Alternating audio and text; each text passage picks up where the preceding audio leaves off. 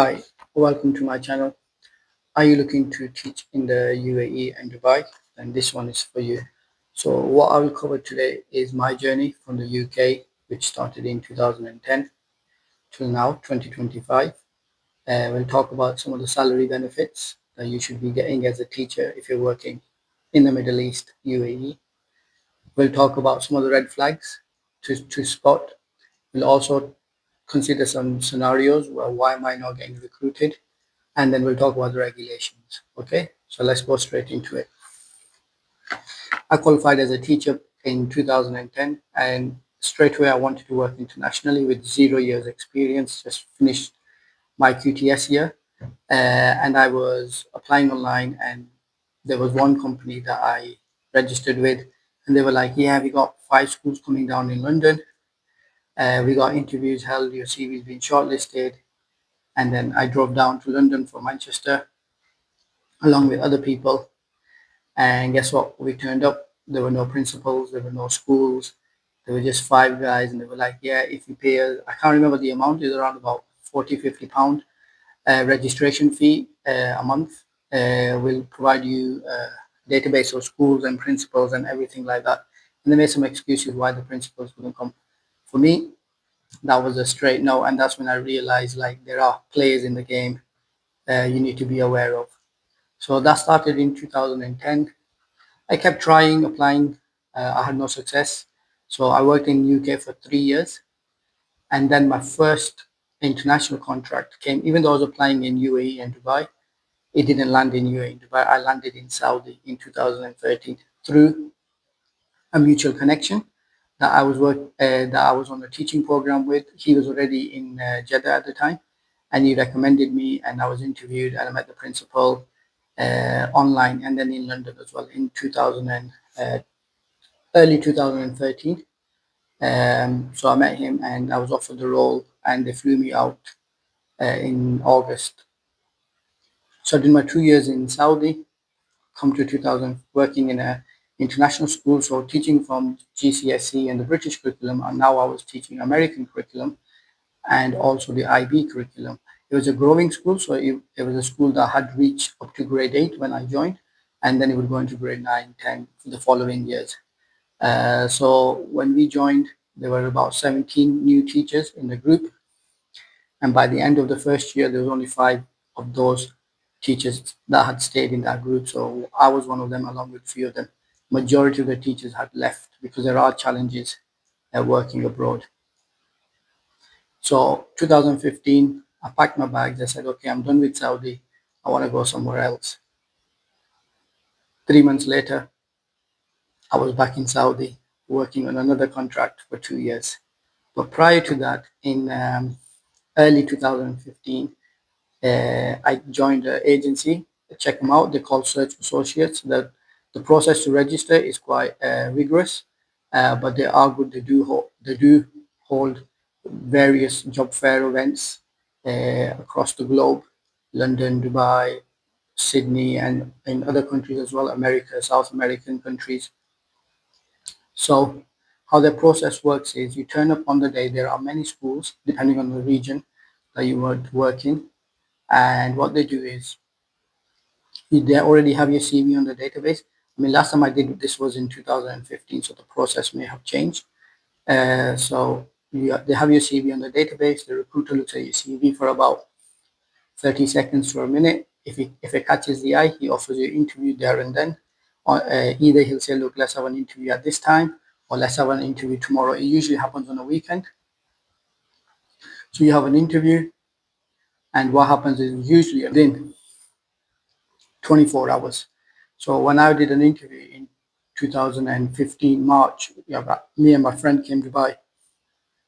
I did 10 interviews, and in total I had around about 6, 7 offers out of those 10 interviews. I had one in Saudi again. I had about 2 to 3 in Kuwait. I had Qatar. I had Oman. The Oman was quite.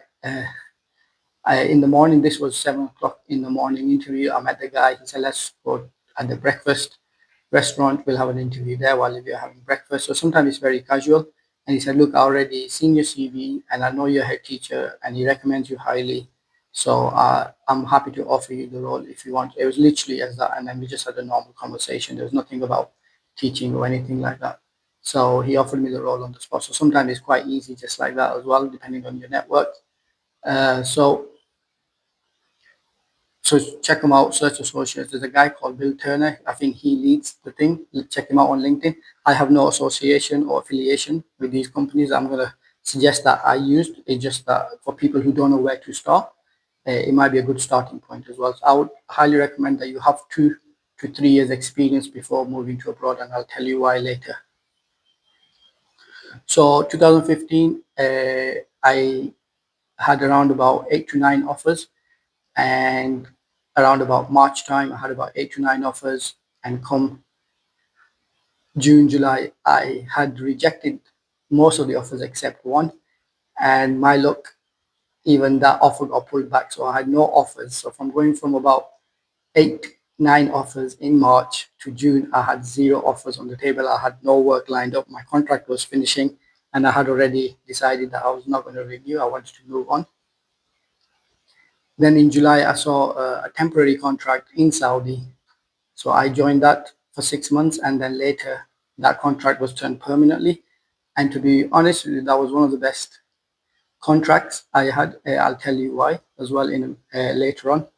Um, First of all, it started 6 in the morning, so you start teaching 6 in the morning. So I had gone from teaching up to GCSE students, A-level students, to vocational. So I was teaching post 18 this time. So, and I was teaching from the hours, or working in this company from the hours of 6 till 12. And then we would have an hour break to do prep work, and then we would finish at 1. So we would be done by 1 o'clock. We start early, so you have to get up at like half 4, 5 o'clock. You get picked up, I think around about 5:15, 5:30, and then you have to be work at 6, and then you start at 6:15. You start very early, but you would be done by 12 o'clock, and after that just prep time, and then you will finish at 1 o'clock. So that was one of the reasons that working hours were fantastic in this place, in that sense.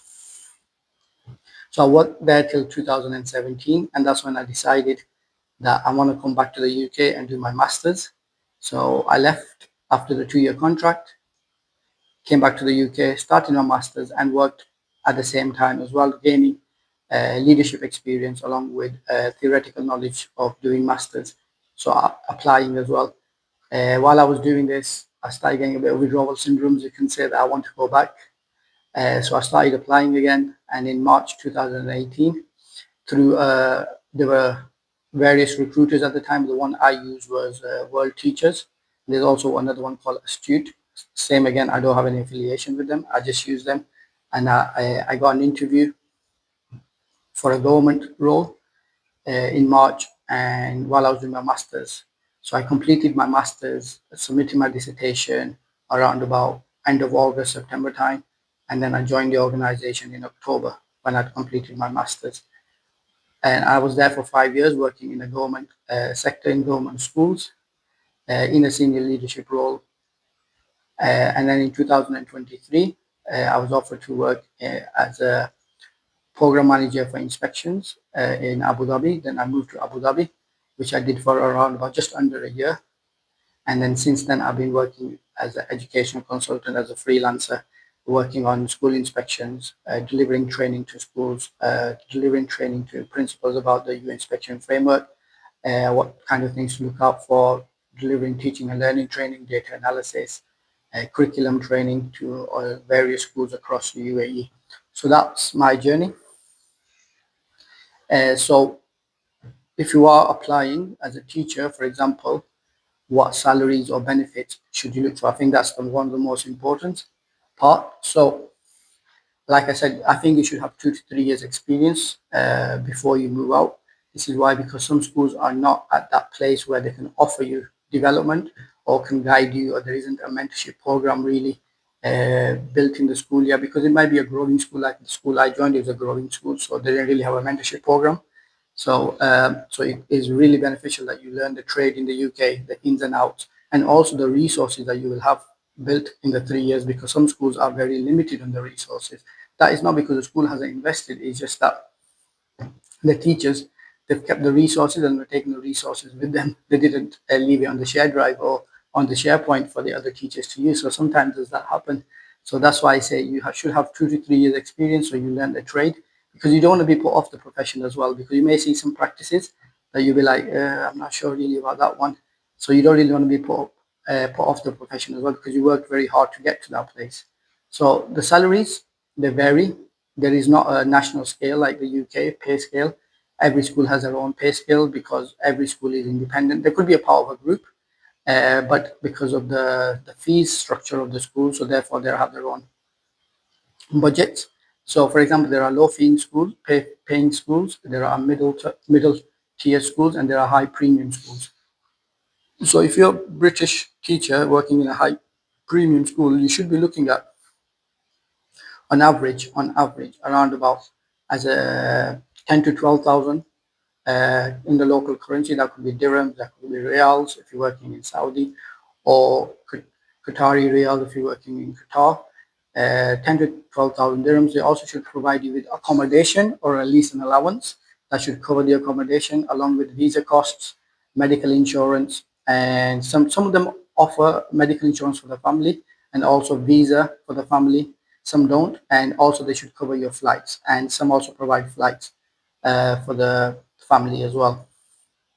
So that should be your average. I know there are teachers who are on less than 10. There are British, Irish teachers that are on less than 10. If you are single and you are willing to look at working outside of Dubai, so what I could mean is you could be in UAE, so you could be working in Ajman, you could be working in Ras Al Khaimah, Al Quwain, or Al Ain. Less than 10,000, if you're single, is doable. It can be done. As a family, you may struggle. You both may need to work. If you both as a teacher, then it could work for you if the school is offering accommodation plus free schooling for the kids. So that is very important. If you have kids, the free schooling is very important because schooling is expensive, especially if in premium school. It is very expensive. Some schools offer one child, some schools offer two. Some say one child free and second child is 50% discounted, but it is very essential the schooling is included in that sense. So these are the benefits that you want. But if they are not offering those benefits and you're a family, then it could be really struggle for you because schooling can be very expensive, medical insurance can be very expensive. So you really want them to cover all these costs. Some of the red flags to look out for when you are uh, excuse me, when you are applying. Some of the red flags to look out for when you are applying. If the school says, "Oh, come on a tourist visa or a visit visa, and then we'll convert your visa," that is one of the red flags. Do not do that because you are illegally working in the country and you are not supported by any labor laws, and the school can terminate you. They're kind of like putting you on a trial test, and if you pass, they might offer you a visa. That is not how it should work. They should offer you a residency visa from the beginning, not a tourist or visit visa. Some schools do that, so be aware of that. Some schools not paying accommodation allowances, or the salary is not reflecting your experience. So I know some people are really keen to come, but don't undersell yourself and just be over keen because you could regret it in the long run. And there is no support for a relocation, for example, or they're not covering your flights.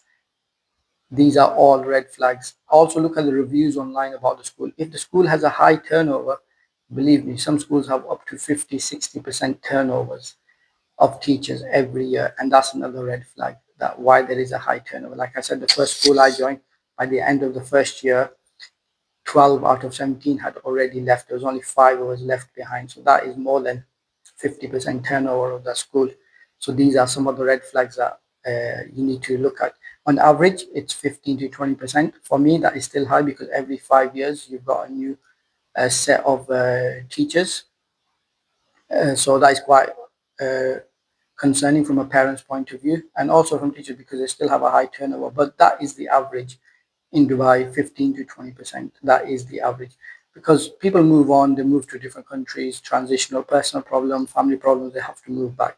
So it's doable in that sense. But if anything is more than 20%, it's alarming. So be aware of that. In that sense, look at the inspection report in the UAE. It'll be available online, so you can see some information from there as well. There's one teacher that messaged me saying, I'm not getting hired. I have so much experience. And so I asked her how much experience you had. She told me she had around about 8 years experience as a teacher, well qualified, qualifications met, but she was married with 2 kids. So sometimes why is she not getting hired? Because she's a very expensive candidate for some of the schools. So when I mean she's expensive candidate is they gotta pay her salary, they gotta have to give her maybe a bigger allowance because she's a family, so therefore that costs more.